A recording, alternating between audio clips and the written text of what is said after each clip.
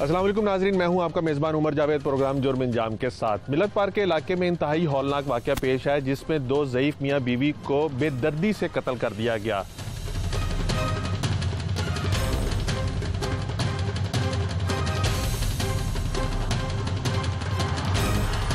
ये अंधा कत्ल था। ना तो मुलजिम ने कोई ट्रेस छोड़ा और ना ही पुलिस को कोई ऐसे शवाहिद मिले जिससे मुलजिम तक पहुंचा जा सकता था। तकरीबन 1.5 माह तक मुलजिम मफरूर रहा और उसके बाद अब थाना मिलत पार्क पुलिस ने मुलजिम को गिरफ्तार कर लिया है।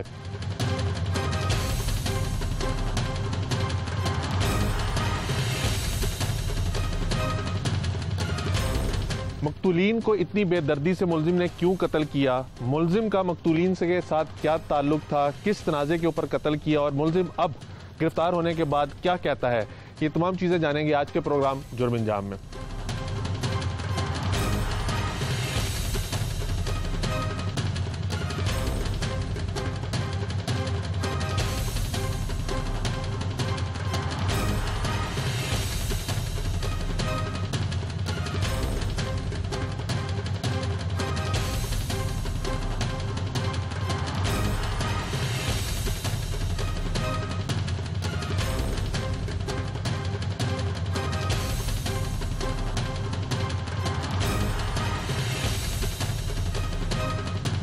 इंतहाई दिल दहला देने वाला वाक़या है। जो भी सुनता है उसकी रूह कांप जाती है कि इंतहाई ज़ईफ़ दोनों मियाँ बीवी थे जिनको इतनी बेदर्दी से मुलजिम ने कत्ल किया। और वजह कत्ल मुलजिम ने आपने सुनी कि वो कहता है कि सिर्फ नशे की कमी हो गई थी, उसके पास पैसे नहीं थे, उसकी माँ भी उसको पैसे नहीं दे रही थी और ये उसको आसान टारगेट मिला जिसकी वजह से उसने उन दोनों को कत्ल कर दिया। लेकिन ये वजह बिल्कुल समझ से बालातर है कि पैसे लेने के लिए वो वारदात करने की कोशिश कर सकता था, चोरी कर सकता था।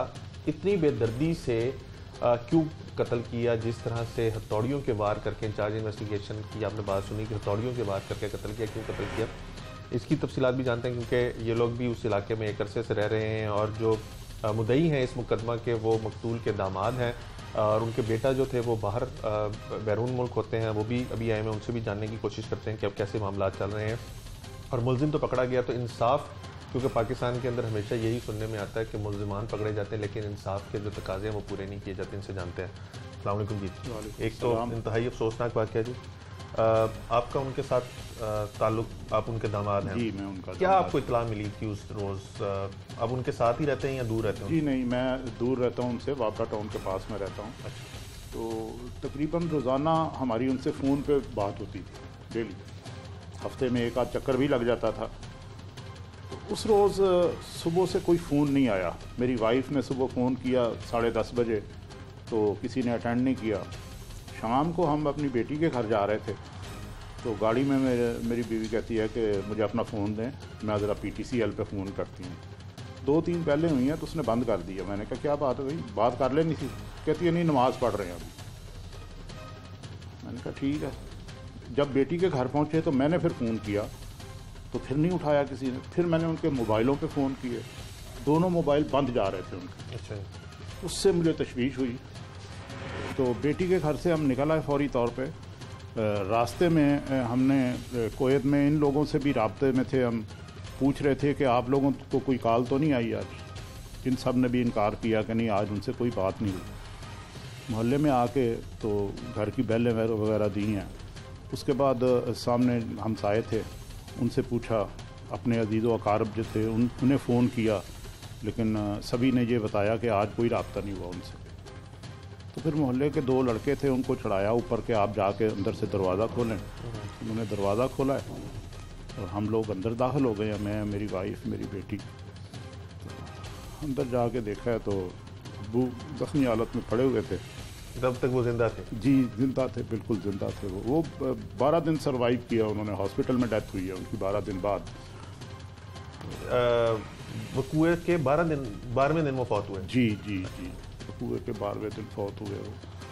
तो बस देखा उन्हें तो मैंने शोर मचा दिया कि 1122 पे कॉल करो। पता नहीं किसने फिर कॉल की है किसी ने।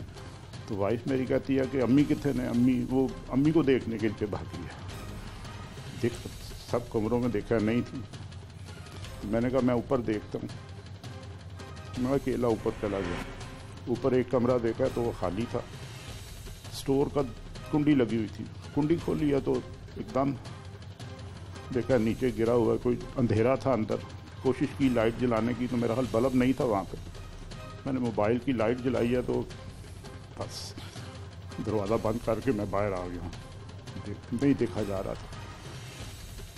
फिर मैंने 15 पे कॉल की है, पुलिस आई है, सभी मतलब इनके जो थे डिपार्टमेंट्स वो आ गए। तो थोड़ी देर बाद एम्बुलेंस आ गई, अब्बू को हॉस्पिटल भेज दिया। तो बाकी फिर वो सारी रात कार्रवाई चलती रही वहाँ पे। मुकदमा आपने दर्ज करवाया नामालूम के खिलाफ? नामालूम के खिलाफ। फिर उसके बाद क्या प्रोसीजर चला? कैसे आपको पता चला कि आपका मुल्जिम जो है वो मोहल्लेदारी है, साथ वाले घर वाला है? ये ऐसा हुआ कि ये अगले दिन ये भी आ गए सभी। तो उमर ने बताया कि ये लड़का जो है ना, इस पर मुझे शक है, इसने पहले भी मर्डर की एक अटैम्प्ट की हुई है। तो वैसे भी अम्मी को जब हम दफना के हम लोग आए थे तो रात तकरीबन 11:30-12 बजे का टाइम था। तो अचानक मैं दरवाज़ा खोल के बाहर निकला हूँ तो ये लड़का दरवाजे के साथ खड़ा हुआ था, हमारे दरवाजे के बिल्कुल साथ। मुझे देख के ये चला गया। फिर थोड़ी देर बाद मैं अंदर चला गया हूँ और 1-1.5 घंटे बाद दोबारा ये अमल दोहराया गया। ये मैं बाहर आया हूँ तो ये दूसरी साइड पे दरवाजे के खड़ा था। देखने में भी मतलब मशकूक लगता था। इसकी हरकत जो थी कि पास आके खड़ा होकर बातें सुनने की कोशिश करता था। तो उमर ने शक जाहिर किया था, इसको उस वक़्त शामिल किया गया इन्वेस्टिगेशन में। इसके फिंगरप्रिंट्स वगैरह लिए गए, पॉलीग्राफिक टेस्ट इसका किया गया, लेकिन कोई समझ नहीं आ रही थी। उमर साहब, आपको कैसे इसके ऊपर मुल्जिम पे?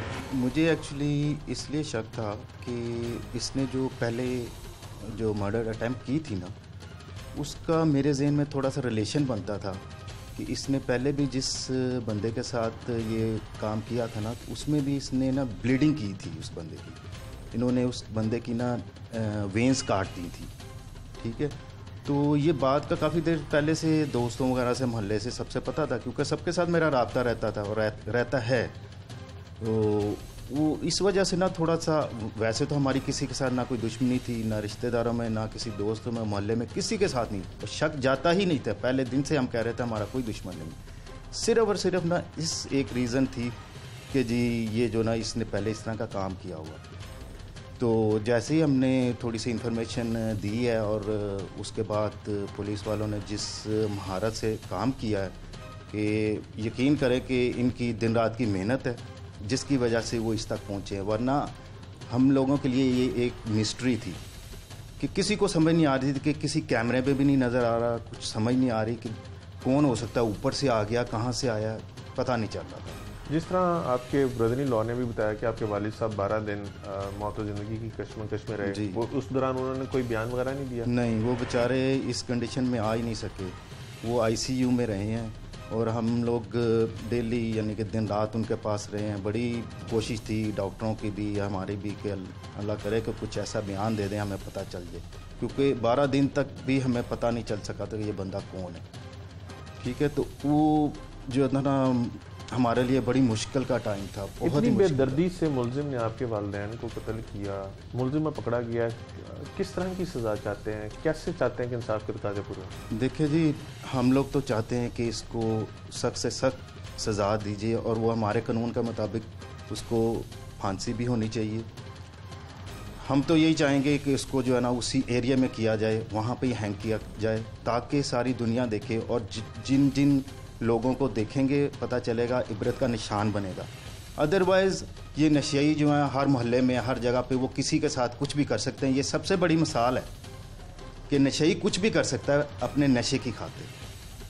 तो बस मैं तो यही चाहूँगा कि इसको जो सज़ा यही मिलनी चाहिए ताकि दूसरे लोगों के लिए इबरत का निशान बने। कितना तकलीफदेह था आपके लिए, क्योंकि आप बैरून मुल्क थे, जब आपको पता चला कि ऐसे वालिदैन के साथ ये मिसहैप? देखें, जिस तरीके से उसने मारा है ना, खुदा की कसम कोई भी बंदा देख लेना, वो फुटेज ही देख लेना, तो वो यही सोचेगा कि इस बंदे को ज़िंदा रहने का हक़ ही नहीं है।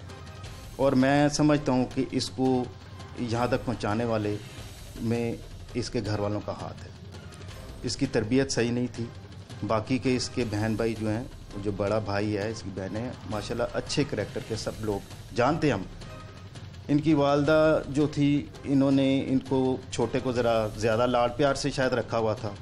इसने जब पहले भी मर्डर अटैम्प्ट की थी, उसके बाद भी इसके ऊपर पैसा पुसा लगा के उसको बाहर ले आए थे। उसके बाद ये चोरियाँ वोरियाँ भी करता रहा। इसने अपने भाई की बाइक चुराई और बेच दी, बड़े भाई की।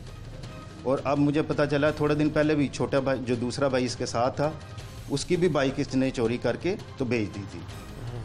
तो अगर आप देखें ना, इसको अभी फिर वो कोशिश करें कि ये बच जाए, और अगर वो बच गया तो कल को क्या होगा माशरे में, फिर किसी और का कत्ल। अगर आप लोग माफ़ नहीं करते तो हम नहीं माफ़ करेंगे, हम कभी भी माफ़ नहीं करेंगे। मैं इसलिए अपना कारोबार, अपनी जॉब छोड़ के यहाँ पे बैठा हूँ, सिर्फ इसी के लिए बैठा हूँ, इस चीज़ को इंश्योर करने के लिए कि इसको सज़ा मिले। जी, इसको सज़ा मिले और फिर मैं जाऊँगा यहाँ से। बहुत शुक्रिया। मकतूलीन के मुद्दा की आप गुफ्तगू सुन रहे थे। उन्होंने इंतहाई दो अहम पॉइंट्स के ऊपर निशानदेही की है। एक ये कि नशई जो है वो हर मोहल्ले में फिर रहे हैं और पुलिस ना तो मंशियात फरोशों के ख़िलाफ़ कोई क्रैकडाउन कर पा रही है और ना ही नशइयों का कुछ कर पा रही है। और आपने जैसे मुलजिम का भी बयान सुना कि जब उसको नशे की कमी हुई है तो वो 2 ज़ईफ़ अफराद की जान ले गया और अभी भी उसको कोई शर्मिंदगी नहीं है और वो बड़ा रिलैक्स फिर रहा है। और दूसरा ये इनका ये कहना है कि मुलजिम को कम से कम ऐसी सज़ा ज़रूर दीजिए जो मैक्सिमम पेनल्टी है, ताकि लोगों को इबरत हासिल हो और कोई भी इस किस्म का कदम उठाने से कतराए।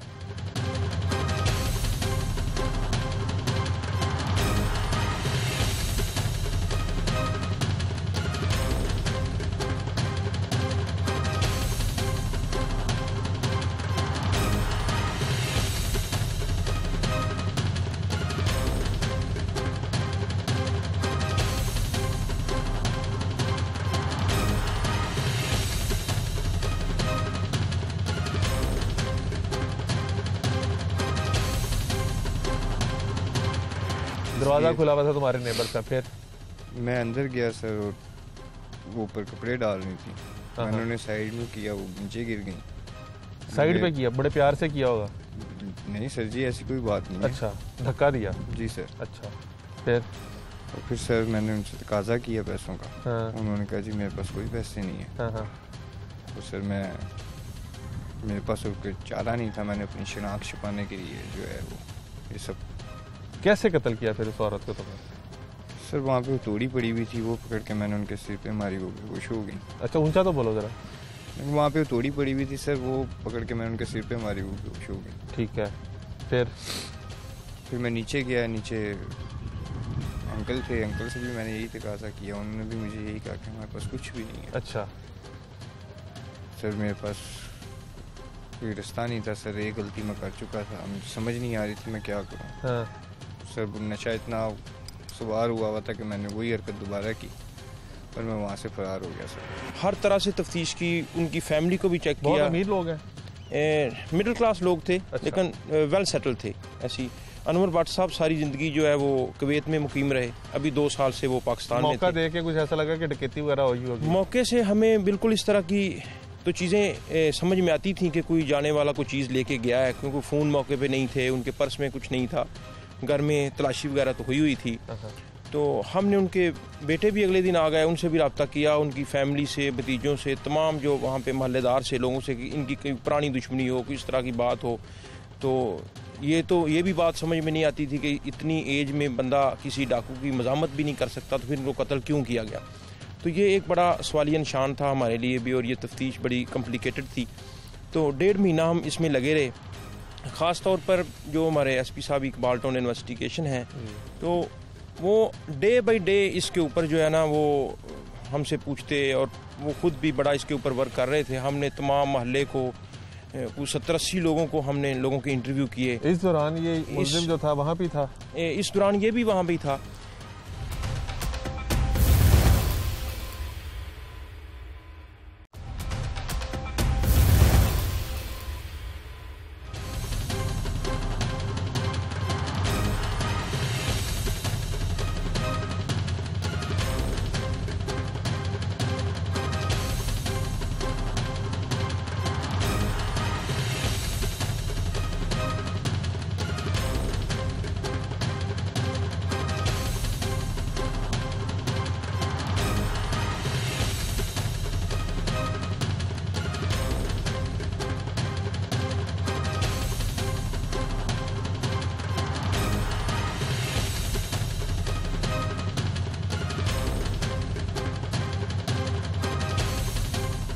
हमारे माशरे में पाकिस्तानी माशरे की अगर बात की जाए तो इसके अंदर बच्चों को और ज़ईफ़ अफराद को काफ़ी ज़्यादा प्रोटोकॉल दिया जाता है, बहुत प्रिविलेजेस दी जाती हैं। बच्चों को और बड़ों को बहुत ही शफ़क़त से और मोहब्बत के साथ जो है वो ट्रीट किया जाता है, और ये चीज़ जो दूसरे ममालिक हैं वहाँ पे नहीं पाई जाती। यूरोपियन ममालिक के अंदर ये चीज़ें नहीं पाई जाती, लेकिन यहाँ पर आपने देखा होगा कि बसों के अंदर अगर ज़ईफ़ कोई शख्स चढ़ता है तो उसको फ़ौरन बस में सीट भी दे दी जाती है। सड़क के ऊपर अगर सड़क क्रॉस करनी हो तो उसकी मदद कर दी जाती है। कोई भी ज़िंदगी का शोबा हो वहाँ पर उनको लोग जो हैं वो इज़्ज़त की निगाह से देखते हैं और उनकी मदद करने के लिए पेश होते हैं। लेकिन आज जिस मुल्ज़िम से हम आपको मिलवाने जा रहे हैं उसने एक 78 साल के और एक 70 साल की खातून को इंतहाई बेदर्दी से हथौड़ियों के वार करके कत्ल किया, और कत्ल करने के बाद औरत जो थी वो तो मौके पे ही दम तोड़ गई, लेकिन मर्द यानी उनका जो शौहर था जिसकी उम्र तकरीबन 78 साल बताई जाती है, वो 12 से 13 घंटे घर में बेचारा तड़पता रहा, और मुल्ज़िम इतना बेदर्दी से उनको मारने के बाद अपने तौर पे चला गया था। लेकिन उसके बाद तड़पते रहे 12 घंटे तक, बच्चे उनके साथ रब्ता करने की कोशिश करते रहे, रब्ता ना, और उसके बाद वो आए तो फिर बुज़ुर्ग भी जो थे वो दम तोड़ गए। पुलिस ने इस मुल्ज़िम को अब गिरफ्तार कर लिया। मुल्ज़िम कौन है, उसका बुज़ुर्गों से क्या ताल्लुक़ था, ये तमाम चीज़ें जो उसी से जानते हैं। तुम्हारा नाम क्या है? नाम शहबाज है सर। क्या करते हो शहबाज? कुछ भी नहीं, फारिग हूँ सर। कितने अरसे से फारिग हो? 2-3 साल से फारिग। शादीशुदा हो? नहीं सर। घर में रहते हो, अकेले रहते हो? घर में रहता हूँ अपनी वालिदा के साथ। खाली वालिद नहीं है? नहीं सर, फोत हो गए। भाई बहन सब शादीशुदा सर। तुम्हारे साथ नहीं रहते? कोई भी नहीं। तुम शादीशुदा? नहीं। क्यों? कितनी उम्र है तुम्हारी? 30 साल से। 30 साल। कितने अरसे से फारिग हो? सर जितने अरसे से नशा कर रहा हूँ फारिग हूँ। कितने अरसे से नशा कर रहे हो? 3 साल से ज़्यादा हो गए मैं सर। कौन सा नशा करते हो? पाउडर का सर। कहाँ से लेते हो? गिरदनुमा के इलाके से मिल जाता है सर। रोज़ाना कितने का कर लेते हो? 300 से 500 का। 300 से 500 का। इसका मतलब है अगर तुम 500 का रोज़ाना करते हो तो तुम्हें कम से कम 15-20 हज़ार तो महाना चाहिए, और तुम करते भी कुछ नहीं, तो फिर पैसे कहाँ से आते हैं? सर घर वाले दे देते हैं। घर वाले देते हैं? तुम तो सिर्फ वालदा के साथ रहते हो, तो वालदा कहाँ से देती तो है? वालदा ही है मेरी घर वाली। तो वालदा कहाँ से देती हैं पैसे? पेंशन आ जाती है अब्बू की और कुछ। अच्छा, और अगर वालदा ना पैसे दें तो क्या करोगे? कत्ल कर दोगे उन्हें?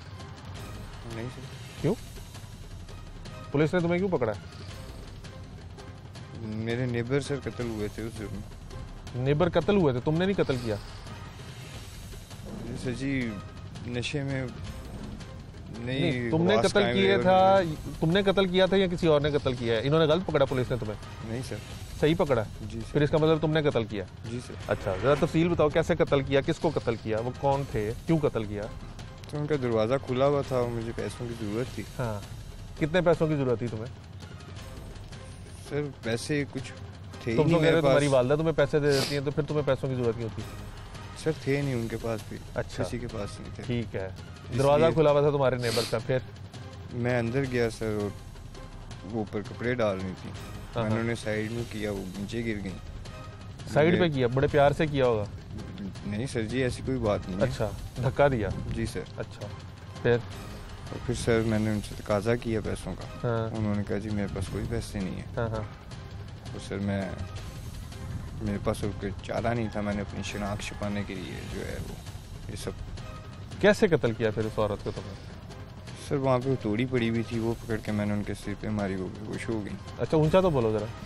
वहाँ पे वो तोड़ी पड़ी हुई थी सर, वो पकड़ के मैंने उनके सिर पे मारी, वो बेहोश हो गई। ठीक है, फिर मैं नीचे गया। नीचे अंकल थे, अंकल से भी मैंने यही तकाजा किया। उन्होंने भी मुझे यही कहा कि हमारे पास कुछ भी नहीं है। अच्छा सर मेरे पास कोई रास्ता नहीं था सर, एक गलती मैं कर चुका था, मुझे समझ नहीं आ रही थी मैं क्या करूँ। हाँ। सर नशा इतना सवार हुआ था कि मैंने वही हरकत दोबारा की और मैं वहाँ से फरार हो गया सर। फौरन फरार हो गए दोनों को मार के? जी सर, 5, 10, 15 मिनट थोड़ा सा उनके साथ कोई बातें चाहते नहीं की? कोई फ़ायदा नहीं उन बातों का। की कोई बातें तुमने वहाँ पे बैठ के? कोई माफ़ी मूफ़ी मांग लेनी थी? सर वो मेरा और अल्लाह का मामला है, अल्लाह जानता है, क्योंकि मेरे और उनके सिवा अल्लाह ही था वहाँ पे। हाँ हाँ। बात क्या हुई फिर? क्या करते रहे वहाँ पे? फिर काफ़ी देर बैठे रहे? तुम्हारे घर वाले बताते हैं तुम्हारा भाई मोहसिन तुम्हारा भाई है? जी। वो बताता है कि तुम काफ़ी देर वहाँ पे बैठे रहे, क्या करते रहे वहाँ पे बैठे? चीज़ें तलाश करते रहे? चीज़ें पर्स उनका मिल गया था सर। हाँ, कितने मोबाइल पैसे पड़े थे हुए थे सर, 20 से 22 हज़ार तक। अच्छा, और मोबाइल थे सर, वो लिए और मैं वहाँ से। कितने अरसे से प्लान बना रहे थे उनको कत्ल करने का? सर कोई ऐसे प्लान बनाने वाला वो नहीं था, बस सिर पे वो एक चीज़ सवार हुई है। लूटने का अचानक कितने ही। अरसे से प्लान बना रहे थे? सर वही बता रहा हूँ कि कोई ऐसा प्लान नहीं था मेरा कि वो होता ना कि प्री प्लानिंग। अच्छा, अगर तुम्हें कोई नशा ना दे तो उसको कत्ल कर दे, पैसे ना दे? नहीं सर, इतने अरसे से कर रहा हूँ, आज तक किसी से लड़ा भी तो नहीं। यही पूछना चाह रहा हूँ ना कि तुम्हारी माँ भी तो तुम्हें पैसे नहीं देती होगी, उसको क्यों नहीं कत्ल किया फिर? वो भी तो किसी के माँ बाप थे जिनको तुमने कत्ल किया। जिनको तुमने कत्ल किया उनके बच्चे हैं। जी सर। तो तुम्हें इतना नशा ज़रूरी था कि तुमने ये भी सोचा नहीं कि किसी की भी तो ये वालिदैन है ना यार। बुजुर्गों को तो वैसे ही देख के बंदे का दिल पसीज जाता है, तुमने कैसे कत्ल कर दिया उन्हें? सर हवास में नहीं था मैं अपने, मुझे समझ नहीं आ रही। कितने दिन हो गए अब तुमने नशा नहीं किया? पुलिस ने कितने दिनों से पकड़ा हुआ तुम्हें? पुलिस ने सर काफ़ी दिन हो गए सर। कितने दिन इन्होंने नशा दिया? नहीं सर। तो फिर इनके ऊपर तुमने क्यों नहीं अभी तक अटैक किया? चड़ेलें तो तुम्हें अभी भी पड़ती होंगी ना, ज़रूरत अभी भी महसूस होती होगी। ये फैसल तुम्हारे साथ खड़ा है, इसको मारने की कोशिश क्यों नहीं की कि नशा नहीं दे रहा ये? इंचार्ज साहब ने तुम्हें पकड़ा, ज्यादती की है। इन कमज़ोर थे वो, इसलिए उनको मारा। आसानी से पैसे मिल जाने थे। कोई तो वजह बता दो ना यार, अब तो पकड़े गए। यही वजह हो सकती है और इसके अलावा और कोई रीज़न नहीं बनती। कितने अरसे से तुम उस घर में रह रहे हो? मैं उधर ही सर पैदा बड़ा हूँ। वो कितने अरसे से रह रहे हैं? हमारे से पहले से रह रहे हैं सर। कोई शर्म आई, कोई अफसोस हुआ कि तुम क्या हरकत कर रहे हो? या नशे ने तुम्हें इतना पागल कर दिया था कि तुम्हें तमीज़ ही भूल गई थी? सर मैं कोई जवाब नहीं देना चाहता सर इस बात का। मुल्जिम आपके सामने है। मुल्जिम अभी तो बहुत शर्मिंदगी का इजहार कर रहा है, लेकिन जिन लोगों को इसने मारा है वो इंतहाई ज़ईफ़ थे। जैसे मैंने आपको बताया कि एक की उम्र तकरीबन 78 साल थी, दूसरी जो खातून थी उनकी बीवी, उनकी उम्र 70 साल थी और मुल्जिम ने हथौड़ियों के सर पे वार करके उनका सर कुचला था। इंचार्ज इन्वेस्टिगेशन हमारे साथ मौजूद है, इनसे जानते हैं कि मुल्जिम कत्ल करने के बाद कहाँ पे फ़रार हो गया था, इलाके में रहा, 1.5 माह लगा इसको गिरफ्तार करने में, कैसे वहाँ तक पहुँचे।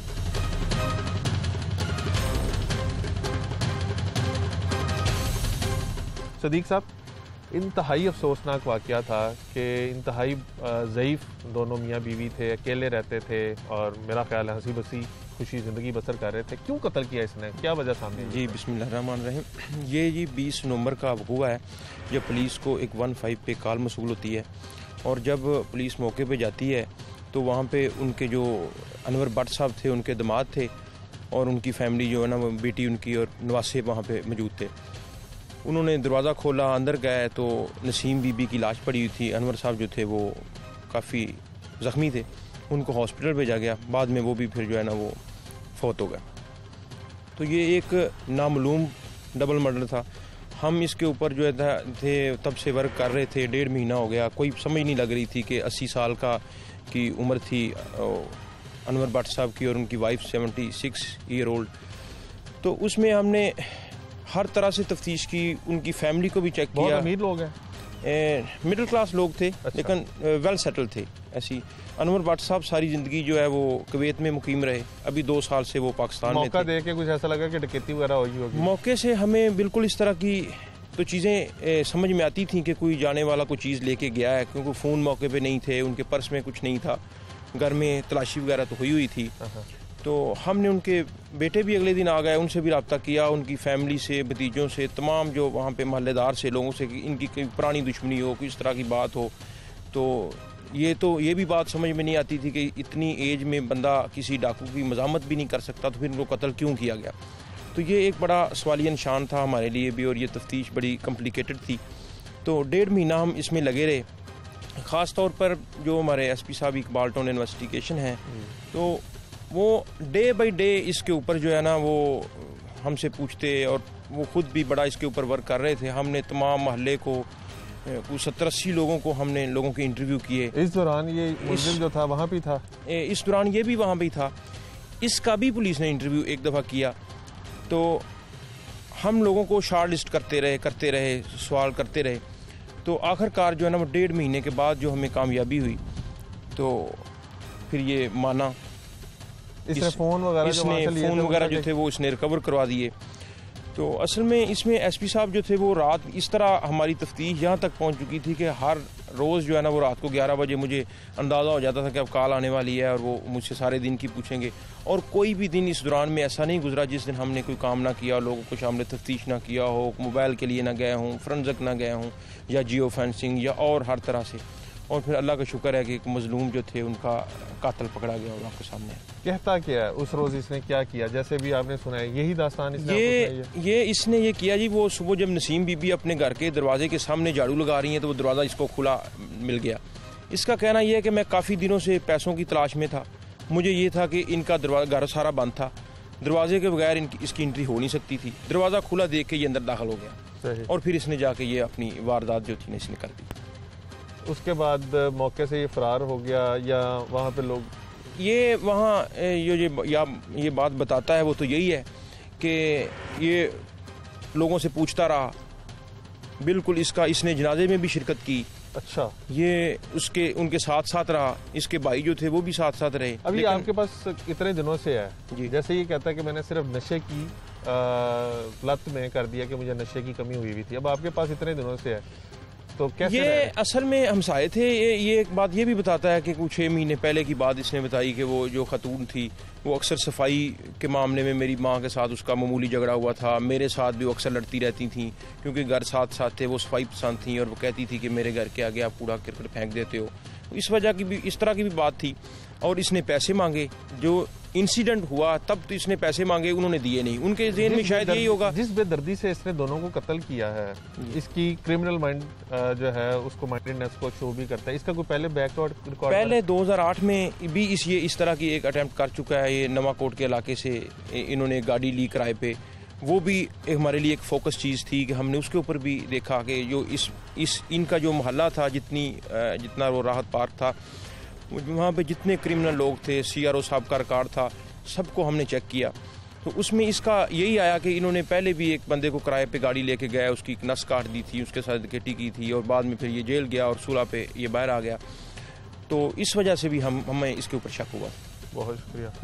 आपने सदीक साहब की गुफ्तगू सुनी, इंचार्ज इन्वेस्टिगेशन मिलत पार्क है। तकरीबन 1.5 माह के बाद मुलजिम को गिरफ्तार कर लिया। जिस बेदर्दी से मुलजिम ने दोनों मियाँ बीवी को कत्ल किया है, कम अज़ कम इसको उसके मुताबिक सज़ा ज़रूर मिलनी चाहिए। आला अफसरान से भी पूछेंगे कि ये नशा जो है वो इसी इलाके में इतना ज़्यादा क्यों सेल हो रहा है, ऑपरेशन पुलिस क्या कर रही है, क्यों मंशियात फरोशों के खिलाफ क्रैकडाउन नहीं किया जाता। आए रोज़ कोई ना कोई समनाबाद मिलत पार्क के इलाके में ऐसा वाक़या होता है जिसके अंदर कोई ना कोई शख्स कत्ल हो जाता है। आला अफसरान से भी इस बारे में जानते हैं।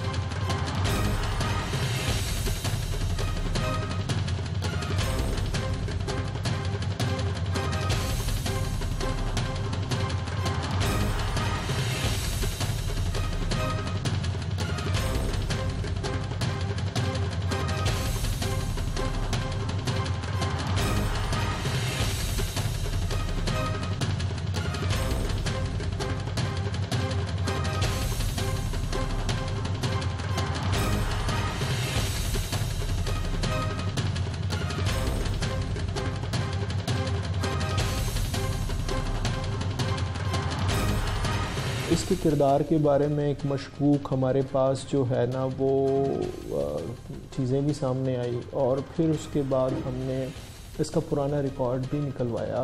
काफ़ी हमें तगदो के बाद 2008 का इसका नवाकोट की एक FIR मिली जिसमें इसने यहाँ से गाड़ी लेने के बाद, नवाकोट के एरिया से गाड़ी लेने के बाद उसे गुजरात ले गया और वहाँ ड्राइवर को बांध के उसके हाथ की नसें काट के उसे मरने के लिए छोड़ के तो गाड़ी वहीं पर सेल करने की नीयत से खड़ी करके तो वापस आ गया। अभी किरदार तो हमारे पास मशकूक हो ही चुका था, लेकिन हम सारे एंगल्स को उसके अंदर देख रहे थे। प्रॉपर्टी मैटर भी था, इनका प्रॉपर्टी के कागजात भी गुम थे। लेकिन फिर अल्लाह से भी यही दुआ थी कि हमें कोई लीड हमें इस तरीके से मिल जाए। तो वो फिर ये हुआ कि जो वक़ूए के वक्त के मोबाइल फ़ोन्स थे वो इसने कहीं पे ले जाने की कोशिश की। तो वो फिर वहाँ से हमारे पास अलर्ट जनरेट हुआ, वहाँ पहुँचे तो वो फिर उनसे फिर हमने इनको बुलवाया। ये सब मोस्टली केसेस के अंदर मुल्ज़िमान जो हैं वो उनको बड़ी कम सज़ा होती है और वो बाहर आ जाते हैं और दोबारा से उसी तरह के क्राइम कर रहे होते हैं जिस तरह के वो पहले कमिट करते रहते हैं। प्रोसिक्यूशन से पूछा जाए तो वो कहती है कि पुलिस जो है वो चालान वीक बना के भेजती है और जब जज साहब के सामने रखा जाता है तो इस चीज़ जज साहब ने जो सामने हक़ाइक़ होते हैं उनको मद्देनज़र रखते हुए सज़ा देनी फैसला करना होता है। कहाँ पे आप समझते हैं कि सुकम रह जाता है पुलिस की तफ्तीश के अंदर जो मुल्ज़िमान को फ़ायदा होता है?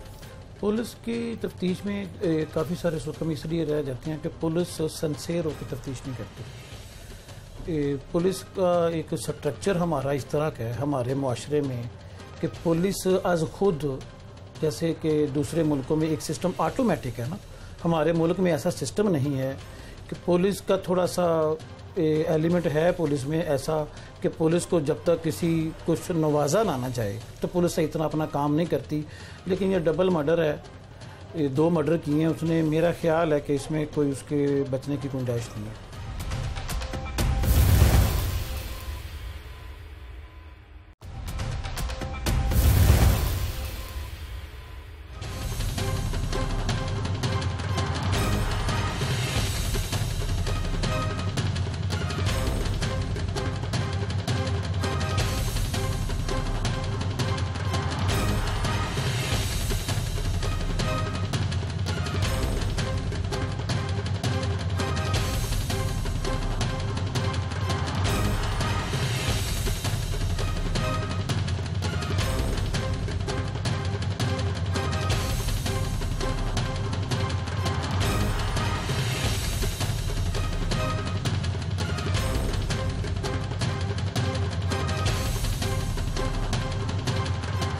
जिस केस के ऊपर आज हम प्रोग्राम कर रहे हैं ये इंतहाई अफसोसनाक वाक़या थाना मिलत पार्क के इलाके में पेश आया था, जहां पर 2 ज़ईफ़ मियाँ बीवी को बेदर्दी से कत्ल कर दिया गया था। और कत्ल करने के बाद पुलिस ने जब जाए वकूआ से शवाहिद इकट्ठे किए तो वो बिल्कुल अंधा कत्ल थे क्योंकि जो मुलजिम था वो वहाँ पे कोई भी ऐसे शवाहिद नहीं छोड़ के गया था। और क्योंकि बड़ा कंजस्टेड एरिया है मिलत पार्क का जहाँ पे ये वकूआ पेश आया था तो वहाँ पे CCTV कैमरास भी नहीं लगे हुए थे, जिसकी वजह से पुलिस को लीड कोई नहीं मिल रही थी। जैसे आपको इंचार्ज इन्वेस्टिगेशन ने भी बताया कि जब वो आके तैनात हुए तो उस टाइम केस जो था वो हो चुका हुआ था और SP साहब जो थे वो पर्सनल इसमें इंटरेस्ट ले रहे थे। हमारे साथ इस time SP Iqbal Tony investigation Abdul Wahab साहब मौजूद हैं। इनसे जानते हैं कि ये वकूआ कैसे हुआ था। जैसे मुलजिम बताता है कि वो कत्ल करने के बाद वहाँ पे ही रहा और बिल्कुल गायब नहीं हुआ था, तो फिर लीड कैसे मिली? मुलजिम जब इलाके में मौजूद था और सारा कुछ वहाँ पे ही रिहाइश रखे हुआ था, तो क्या हुआ? वहाब साहब, इंतहाई अफसोसनाक वाक़या था। बुज़ुर्ग थे दोनों जिनको इंतहाई बेदर्दी से कत्ल किया गया, सरों में उनकी हथौड़ियाँ मारी गई। आप क्योंकि इंचार्ज इन्वेस्टिगेशन भी नहीं था तो पहले दिन से आप ही केस को देख रहे थे, कैसे आप इस तक पहुँचे जबकि वहाँ पे कोई लीड ही नहीं थी?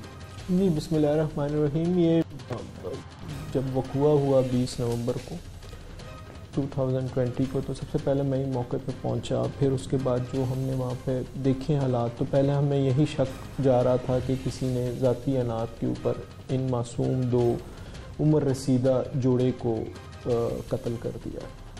लेकिन फिर जब हम इन्वेस्टिगेशन करते रहे, वहाँ से शवाहिद इकट्ठे किए हैं, PFSA की लैब बुलाई, तो हमें एक शक गुजरा कि इनका जो घर है, इस घर से कोई 4 घर पीछे ये जो अभी मुलजिम है हमारे पास, इमरान पाशा, ये रिहाइश पजीर था। और इसके किरदार के बारे में एक मशकूक हमारे पास जो है ना, वो चीज़ें भी सामने आई। और फिर उसके बाद हमने इसका पुराना रिकॉर्ड भी निकलवाया। काफ़ी हमें तकदो के बाद 2008 का इसका नवा कोर्ट की एक FIR मिली, जिसमें इसने यहाँ से गाड़ी लेने के बाद, नवा कोर्ट के एरिया से गाड़ी लेने के बाद उसे गुजरात ले गया और वहाँ ड्राइवर को बांध के उसके हाथ की नसें काट के उसे मरने के लिए छोड़ के, तो गाड़ी वहीं पर सेल करने की नीयत से खड़ी करके तो वापस आ गया। अभी किरदार तो हमारे पास मशकूक हो ही चुका था, लेकिन हम सारे एंगल्स को उसके अंदर देख रहे थे। प्रॉपर्टी मैटर भी था, इनका प्रॉपर्टी के कागजात भी गुम थे। लेकिन फिर अल्लाह से भी यही दुआ थी कि हमें कोई लीड हमें इस तरीके से मिल जाए। तो वो फिर ये हुआ कि जो वक़ूए के वक्त के मोबाइल फ़ोन्स थे वो इसने कहीं पे ले जाने की कोशिश की। तो वो फिर वहाँ से हमारे पास अलर्ट जनरेट हुआ, वहाँ पहुँचे तो वो फिर उनसे फिर हमने इनको बुलवाया, फिर इसको हम ले आए और इसके बाद इसने इस चीज़ का इतराफ़ किया कि ये इसने वाकई सुबह 7 बजे जाके वहाँ पर अगर मजमूई तौर पर लाहौर का क्राइम देखा जाए तो उसके अंदर तकरीबन 400 से 450 कत्ल होना मामूल की बात है, जिसके अंदर मुख्तलिफ वजूहात हैं, दुश्मनियाँ हैं, अंधे कत्ल हैं, घरेलू तनाज़ात हैं और लेन देन के तनाज़े, बहुत सी चीज़ें हैं जिसके अंदर कत्ल होते हैं। लेकिन अगर सिर्फ इकबाल टाउन डिवीजन की बात की जाए तो जितना आपको तैनाती का आपका पीरियड हुआ इसके अंदर तकरीबन 8 से 10 वाक़यात हुए जिसके अंदर कत्ल हुए और सारे आपने मुकदमा तकरीबन ट्रेस कर लिए हैं।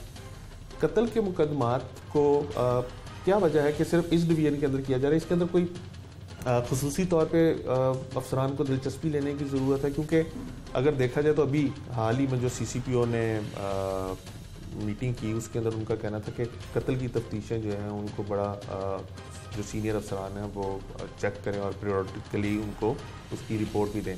आपकी डिवीजन में ऐसा क्या है कि तमाम कत्ल ट्रेस हो रहे हैं और बाकी डिवीजन पे नहीं हो रहे? कि इसमें तो मैं यही मेरा अल्लाह का ही इनाम है हमारे ऊपर कि जो हमारे साथ चीज़ें ट्रेस हो रही है। लेकिन दूसरी बात यह है कि वक़ूआ सबसे ज़्यादा इम्पॉर्टेंट होता है। वक़ूआ जैसे जैसे गुज़रता रहता है वैसे वैसे उसके अंदर ख़राबी आना शुरू हो जाती है। तो मौके पे पहुंचना और क्राइम सीन को सिक्योर करना, उसकी इंटेग्रिटी को बरकरार रखना क्राइम सीन की, वो हमारे पास मोस्ट इम्पॉर्टेंट स्टेप होता है और वही आगे लीड करता है हमारी तमाम केस को बैक ट्रैक करने के लिए।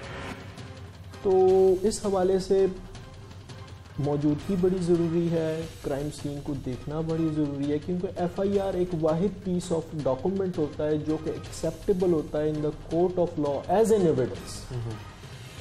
तो ये जो 2 स्टेप्स हैं क्राइम सीन को प्रोटेक्ट करने के और FIR के तहरीर के, FIR की तहरीर ये इंश्योर करती है कि जो अक्यूज्ड है, जो भी मुल्जिम है, उसे कोर्ट ऑफ लॉ में सज़ा हो, क्योंकि वो पीस ऑफ डॉक्यूमेंट है जो कि as an evidence, only piece of document as an evidence court of law में प्रेजेंट किया जा सकता है। इसलिए उसके अंदर वक्त भी लिखा जाता है, वक्त वक़ूआ भी लिखा जाता है, हर चीज़ की उसके अंदर डिटेल्स लिखी जाती है।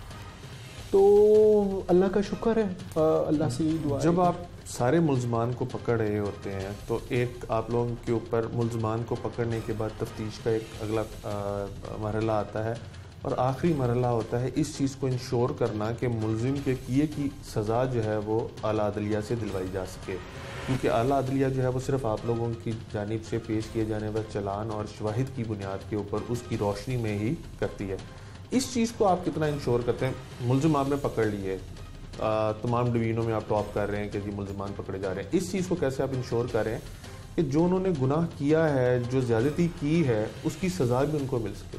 कि इसमें एक तो ये है हमारे पास कि एक ये जो क्रिमिनल जस्टिस सिस्टम है लॉन्ग प्रोसेस है। इसके अंदर ये है कि हम ये इंश्योर करते हैं, मैंने अपने पास डायरी रखी हुई है कि जो पुलिस की तरफ से सबूत और मिसलाजात आला अदलिया को पेश होने हैं वो टाइम से पेश हो। मोस्ट ऑफ द केसेस में हमारे पास पुलिस ही गवाह होती है, लेकिन पुलिस की भी कोताहियाँ होती है कोर्ट्स में तमाम डॉक्यूमेंट्स पेश करने में, जिसको हम इंश्योर कर रहे हैं कि वो तमाम चीज़ों को करें। दूसरा ये होती है कि हमारे पास एविडेंस बेस्ड बात होती है कि सबूत क्या है उस चीज़ का। उसमें हमारे पास डिजिटल एविडेंस है, फॉरेंसिक्स एविडेंस है, हमारे पास ट्रेस एविडेंसेस हैं, हमारे पास उनकी MLC रिपोर्ट्स हैं। उन सब को कोलैबोरेट करके एनी शाहिद की रिपोर्ट लेकर आना, हमारी बिल्कुल ये कोशिश होती है, 100% ये कोशिश होती है कि इन तमाम एविडेंस को सिफ़ा मिसल के ऊपर हम लाने के बाद इंशाअल्लाह हमसे नहीं मुल्ज़िम जो है वो राय फरार इख्तियार कर सकता। बहुत शुक्रिया। SP इन्वेस्टिगेशन इकबाल टाउन ये चंद उन खुश नसीब अफसरों में से हैं जिनके डिवीजन में होने वाले जितने भी कत्ल के मुकदमात हैं वो सारे ट्रेस हुए हैं, ख्वाह ये वाला वक़ूआ हो, बच्चे के साथ ज़्यादती वाला हो या कोई भी केस हो, इसके अंदर मुल्ज़िमान जो पकड़े गए हैं तमाम जो मुद्दई होते हैं उनकी ख्वाहिश होती है कि उनके मुलजिम पकड़े जाएं। एक स्टेप तो क्लियर इन्होंने कर लिया, दूसरे स्टेप में उनकी ख्वाहिश ये होती है कि मुलजिमान को उनके किए की सज़ा भी मिले। आपने एसपी साहब की गुफ्तगू सुनी, एसपी साहब का कहना है कि वो खुद इस चीज़ को इंश्योर करते हैं कि तमाम शवाहिद, फोरेंसिक एविडेंसेस और अगर सर्कमस्टांशियल एविडेंसेस उसके अंदर मौजूद हैं तो उनको उस तरह से कोलैबोरेट किया जाए कि एक जामे और मुफस्सिल चलान बने और जब प्रोसिक्यूशन उसको केस को प्लीड करे तो मुलजिम को जो सज़ा मिल सके और आला अदलिया जो है उसके किए कि उसको मैक्सिमम सज़ा जो है वो दे सके।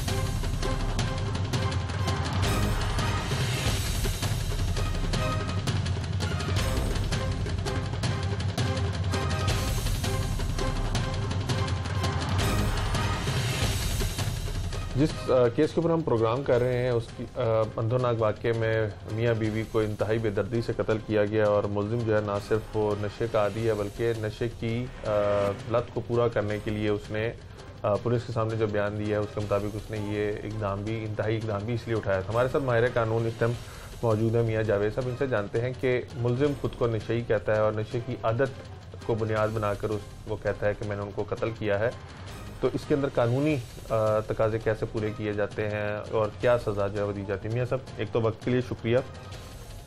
302 का मुकदमा दर्ज हुआ है नामालूम शख्स के खिलाफ, लेकिन जैसे तफ्तीश आगे बढ़ी पुलिस ने इस हमसाये को गिरफ्तार किया है और ये कहता है कि इसने नशे की लत को पूरा करने के लिए दोनों से पैसे मांगे, उन्होंने ना दिए और उनको कत्ल कर दिया। कानून क्या कहता है इस बारे में? कानून में ऐसी कोई उसको माफ़ी नहीं है कि अगर वो नशे की लत में था या वो नशा करता है तो उसने उसके लिए उनको मर्डर किया, ऐसी कोई बात नहीं। अपने कानूनी तकाजे पूरे होंगे, इन्वेस्टिगेशन के बाद इसका ट्रायल होगा और ट्रायल में इसमें प्रॉपरली सज़ा होना है। मुलजिम ने मौके से जिस तरह नकदी चोरी की और फ़ोन चोरी किए और उसके बाद उनको बेचा और उससे भी पैसे वगैरह लिए, एक मुलजिम जिसकी स्टेट ऑफ माइंड ऐसा है कि वो अपनी उसको पूरा करने के लिए, नशे को पूरा करने के लिए कुछ भी कर सकता है, तो कैसे इंश्योर किया जाता है कि मुलजिम जो है वो सज़ा से ना बच सके? देखें, उसने एक क्राइम तो कमिट किया है ना, उसने 2 इंसानी जानों का ज़िया किया, उनका मर्डर किया है। अब वो पकड़ा गया है, कानून की गिरफ्त में आ गया है, तो चाहे वो नशई है, चाहे वो ज़हनी मफलूज तो नहीं है, ये तो उसने अपनी नशे की आदत को पूरा करने के लिए अगर ये 2 कत्ल किए हैं तो कानून अपना रास्ता लेगा और इंशाल्लाह ताला वो सज़ा होगा। ये सब मोस्टली केसेस के अंदर मुलजमान जो हैं वो उनको बड़ी कम सज़ा होती है और वो बाहर आ जाते हैं और दोबारा से उसी तरह के क्राइम कर रहे होते हैं जिस तरह के वो पहले कमिट करते रहते हैं। प्रोसिक्यूशन से पूछा जाए तो वो कहती है कि पुलिस जो है वो चालान वीक बना के भेजती है और जब जज साहब के सामने रखा जाता है तो इस चीज़ जज साहब ने जो सामने हक़ाइक़ होते हैं उनको मद्देनज़र रखते हुए सज़ा देनी, फैसला करना होता है। कहाँ पे आप समझते हैं कि सुकम रह जाता है पुलिस की तफ्तीश के अंदर जो मुलजमान को फ़ायदा होता है? पुलिस की तफ्तीश में काफ़ी सारे सुकम इसलिए रह जाते हैं कि पुलिस सिंसियर होकर तफ्तीश नहीं करती। पुलिस का एक स्ट्रक्चर हमारा इस तरह का है हमारे मुआशरे में कि पुलिस आज खुद, जैसे कि दूसरे मुल्कों में एक सिस्टम ऑटोमेटिक है ना, हमारे मुल्क में ऐसा सिस्टम नहीं है कि पुलिस का थोड़ा सा एलिमेंट है पुलिस में ऐसा कि पुलिस को जब तक किसी कुछ नवाजा ना जाए तो पुलिस से इतना अपना काम नहीं करती। लेकिन ये डबल मर्डर है, 2 मर्डर किए हैं उसने, मेरा ख्याल है कि इसमें कोई उसके बचने की गुंजाइश नहीं है। जो बुरसा हैं वो भी एक ही चीज़ उनका भी खदशा है कि इनको मैक्सिमम पेनल्टी जो है, जो मैक्सिमम पनिशमेंट है वो नहीं मिलेगी। मुद्दइयों के जहन में ये खदशा क्यों होता है? बतौर माहिर कानून आप रोज़ाना केसेस में प्रेजेंट करते हैं अपने आप को अदालत में, क्या वजह है कि जो हमारा मुद्दई है उसको सिस्टम के ऊपर यकीन नहीं है और वो समझता है कि सज़ा नहीं मिलेगी? हमारे सिस्टम में लूप होल इतने हैं, पुलिस का रवैया लोगों के साथ ऐसा है कि लोग मुतमिन नहीं होते। अगर पुलिस अपना काम ईमानदारी से करे, प्रोफेशनली करे, तो जिस तरह का ये केस है, इस केस में उसका बचना मुश्किल है। आला कत्ल भी बरामद हो गया। मुलजिम ने 161 का बयान भी पुलिस के सामने दे दिया है। उससे मोबाइल फ़ोन जो उसने चोरी किए थे वो भी बरामद हो गए। क्या ये एविडेंसेस काफ़ी नहीं है? जी, ये फिलहाल तो जो प्राइमा फाशी नज़र आ रहा है, ये एविडेंस काफ़ी है। अब आगे प्रोसिक्यूशन का काम है कि अपने केस को कोर्ट में साबित करें। इन तमाम हक़ाइक़ को मद्देनज़र रखते हुए भी अगर मुलजिम अदालत में मुनहरिफ हो जाता है अपने 161 के बयान से, फिर लेकिन उसके साथ साथ जो पुलिस ने एविडेंस कलेक्ट की हैं और जो तफ्तीश उन्होंने करनी है, तो वो काफ़ी है, इनफ है इस केस के लिए। जो फ्रांसिक एविडेंस होते हैं उनकी कितनी वैल्यू है अदालत में? फ्रांसिक बाकायदा हमारे जो कानून शहादत का जो कानून है उसमें उसकी काफ़ी अच्छी वैल्यू है और उसको कंसीडर किया जाता है। बहुत मेहरबानी। माहिर कानून मियाँ जावेद साहब हमारे साथ मौजूद थे। आप उनकी गुफ्तगू सुन रहे थे। जिस तरह से मुद्दई जो है उनके खदशात हैं कि मैक्सिमम सज़ा जो है वो नहीं हो पाती और उनको ये भी खदशा कि मुलजिम कहीं बाहर ना आ जाए। उनका कहना है कि अगर पुलिस अपनी ईमानदारी के साथ तफ्तीश करे और सिंसियरली तफ्तीश करे तो कहीं पे भी ऐसे हुक्म नहीं रहते कि मुलजिम जो है वो अपनी मैक्सिमम सज़ा ना हासिल कर सकें। साथ ही साथ जितनी हमारी गुफ्तगू जो सबूत अभी सामने हैं जो पुलिस बरामद कर चुकी है, उससे आला कत्ल और मोबाइल फ़ोन जो उसने चोरी किए थे, उनको मद्देनज़र रखते हुए भी माहिर कानून का कहना यही है कि मुलजिम को मैक्सिमम सज़ा जो है वो दिलवाने में पुलिस कामयाब हो सकती है।